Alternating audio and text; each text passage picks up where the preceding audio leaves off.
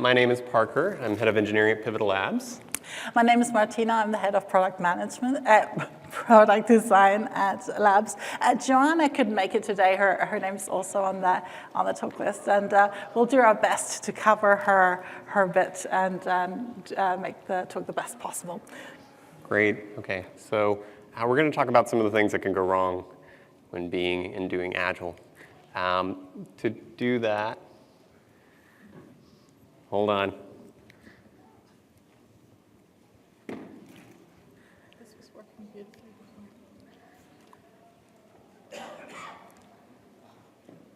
before. Oh, wait, did it work? Oh, there it goes. Okay, we got it. Good to go. So we're going to tell you a story about an engagement, a client that we've worked with, actually over the course of multiple engagements. The client is called VLO. Has anyone here ever worked with VLO or knows VLO? Right? You probably don't, because we made that up because that stands for very large organization, because we can't actually tell you who the client is, but it's a very large organization that has services that serve millions of people, and we're very honored and privileged to get to work with them and be part of this journey with them, and to get to talk about this story today. So we did a project with them, and I just want to tell you a little bit about what that looked like on the ground and some of the results. So we went to go build a product with them. There were 4 of us and 4 of them, a product manager on either side, a product designer on either side, a couple of engineers on either side. We co-located together and paired all these people together. The developers would do things like pair programming and test-driven development. The designers did all kinds of amazing things. They would prototype their ideas, test them out on users before committing to actually building something for real. The week would start in a very low ceremony way. All the team members would get together and spend about an hour planning out the week, talking about what should we work on, what's high priority.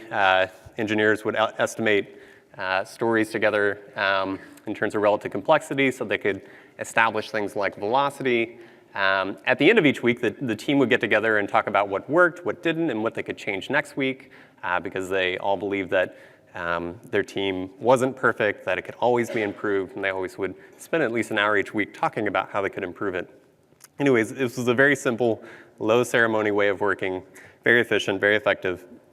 They spent a few weeks doing this and were able to build a minimum viable product that they were then able to release to millions of users. And this really surprised a lot of people in the organization and turned a lot of heads, which is great, and it's a great feeling and a great moment when that kind of thing happens. And it was about this time that we said, cool, y'all got this, you're doing great, we'll see you later, good luck. And we went away. And about a year passes, and they call us back up, and they say, hey, can you come back and work with us again? We say, of course, we'd love to work with you again. They say, things have gotten bigger, we've scaled, we're doing more, it's complex, it'd be great to have your help. And we said, okay. So we put a small team together to go to the client site and actually kind of dig into what's going on these days. That team shows up at the very large organization's very large office. They wind their way through the very large office to a room in which we are told the team is going to be. Now remember, when we left them, the team was 4 people. And when we got back, we walked into a room with about 70 people in it right at first. And we were very confused by this. Our team was very confused by this when they saw this. In fact, they thought maybe we're in the wrong place. Maybe this isn't, surely not all these people are related to the project. And throughout that day, there was anywhere between 40 and 70 people in this room. And so they said, we need to dig into this a little bit. They went and looked at the application, for starters, the product that they had worked on in the past. And they noticed that the product itself hadn't really changed very much. Productivity seemed to have declined quite a bit. The feature set hadn't really changed very much. The design was still quite similar. Not a lot of differences there. However, there were actually 3 teams now building this product, not just 1 team anymore. Each team had anywhere between 6 and 10 developers on it. Each team had a product owner. They had scrum masters. Interestingly, there weren't designers for each different team. There was still just 1 designer for all 3 teams. There were scrum masters and consultants and contractors just kind of everywhere. And honestly, we were part of that now too. We were more consultants kind of in the room trying to help out. So that was the thing.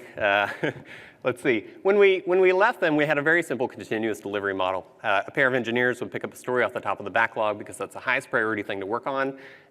They would work on that story, they'd deliver it to their product owner. The product owner would look at it, say this met the mark, or if it didn't, let's tweak something.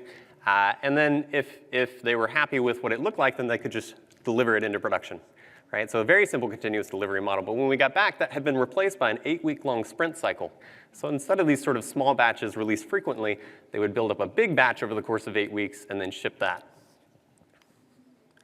You know, when we left, we described that very simple kind of 1-hour planning meeting that started each week, and that had been replaced with the multi-day planning process at the start of each sprint.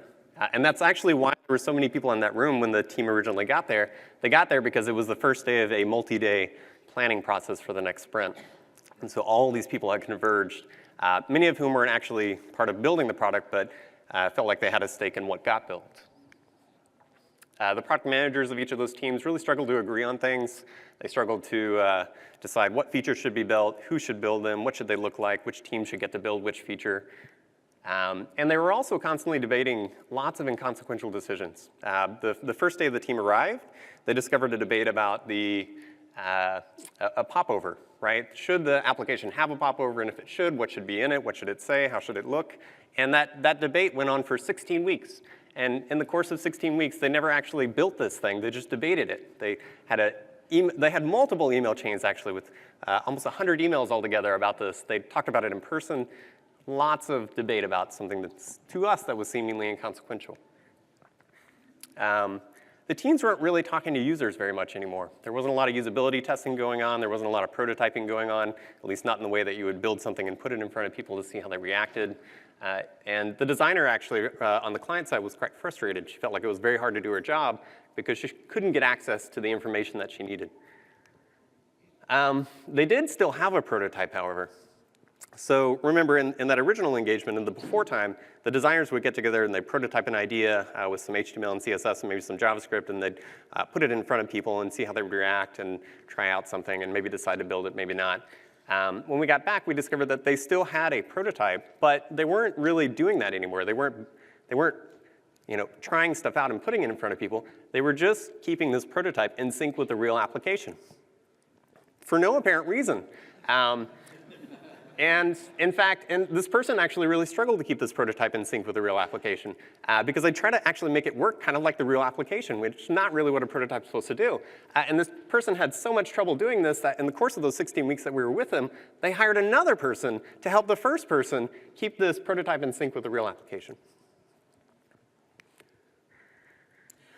So what went wrong? Let me illustrate that with 2 stories before we dive back into this case study.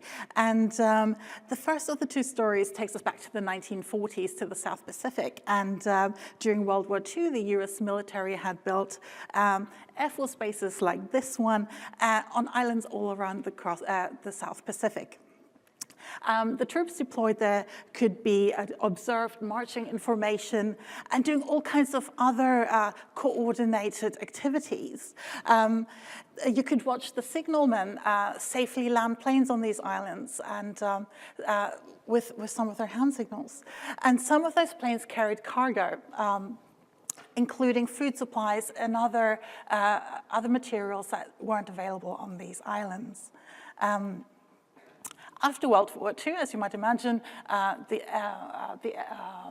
the troops abandoned many of those air bases. But of course, they weren't the only people inhabiting these islands.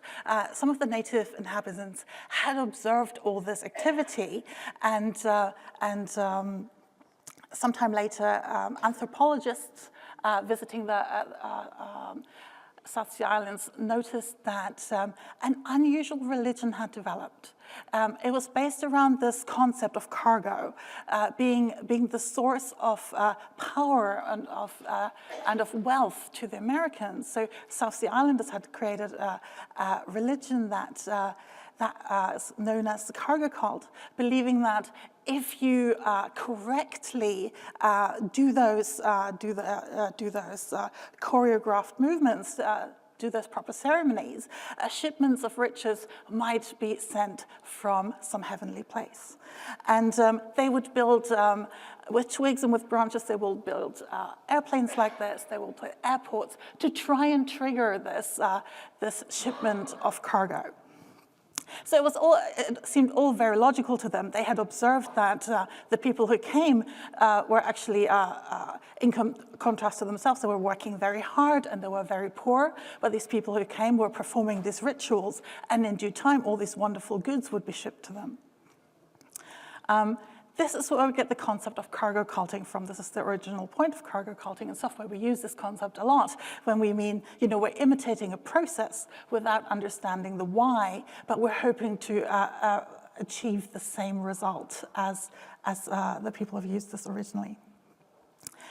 Second story takes us to the complexity of creating a power plant, a nuclear power plant station.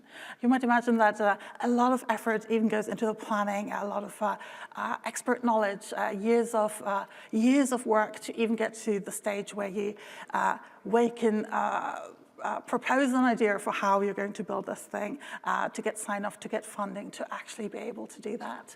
Not just to deliver energy to the local community, but also to not destroy the planet in the process. Now, really interestingly, this planning meeting, you might imagine that it takes a lot of time, a lot of effort to go through the details of a hugely complex undertaking, of a hugely complex plan.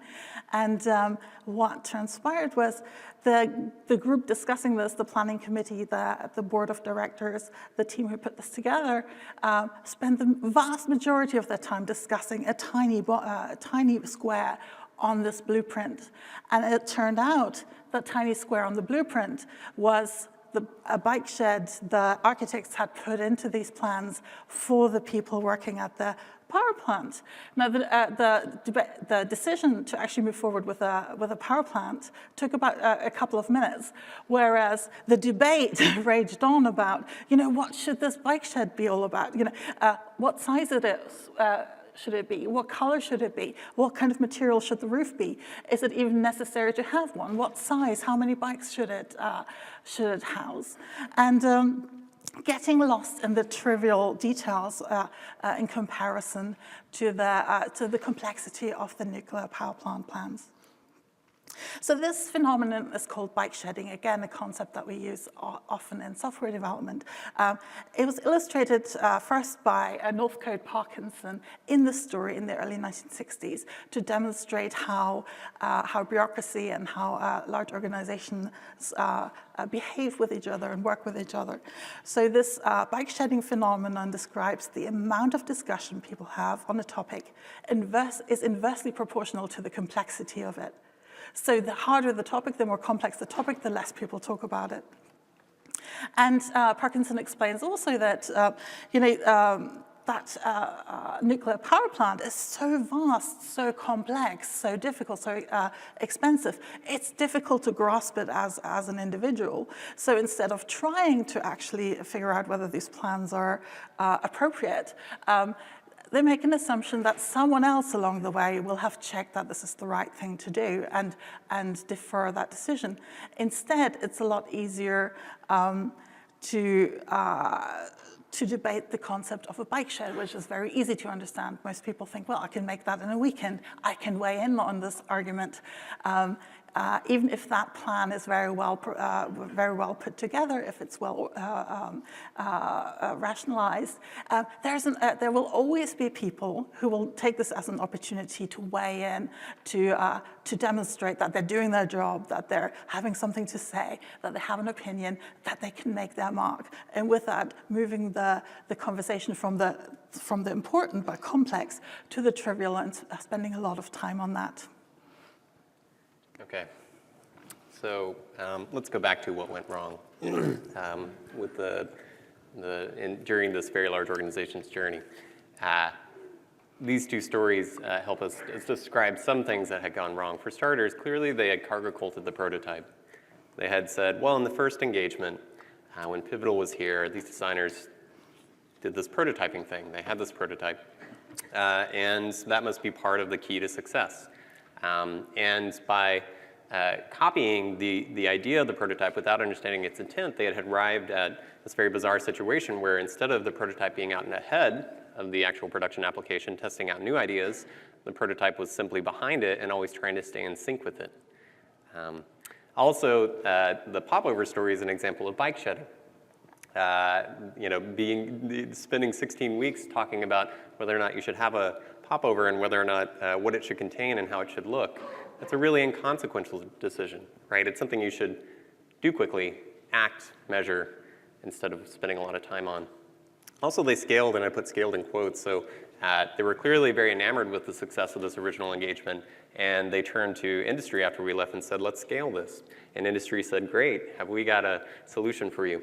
And this is sort of the trick, right? Like Agile is an industry unto itself nowadays, and if you're a big company out there and you want to be Agile, you can actually turn to other companies, tell them you want to be Agile, and they will sell you Agile. They'll sell you the process, actually, and then they will license that process to you, and your very large organization can pay them year over year licensing fees to be Agile. It's just kind of wild. It's a wild situation, but it can lead to a lot of cargo culting. It can lead to a lot of people doing things, being certified to do things without actually changing the way they think. Which is really the next point I want to make. It's easy to change a process. It's harder to change a mindset, right? It's easy for me to change what I'm doing. It's harder for me to change the way I think. It's hard for all of us.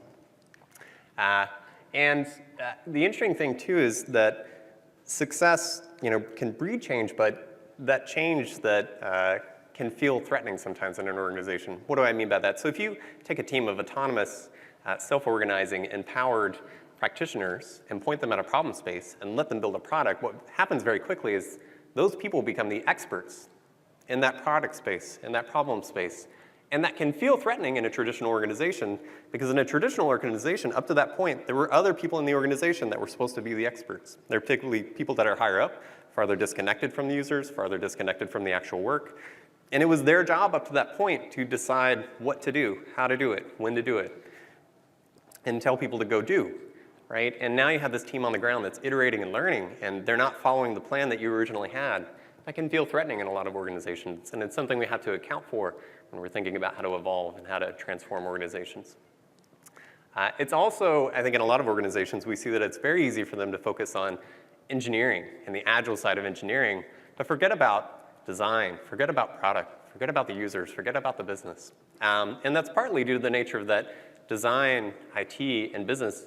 And a lot of these organizations that we start working with are all very segmented and siloed. They're not actually integrated in the beginning.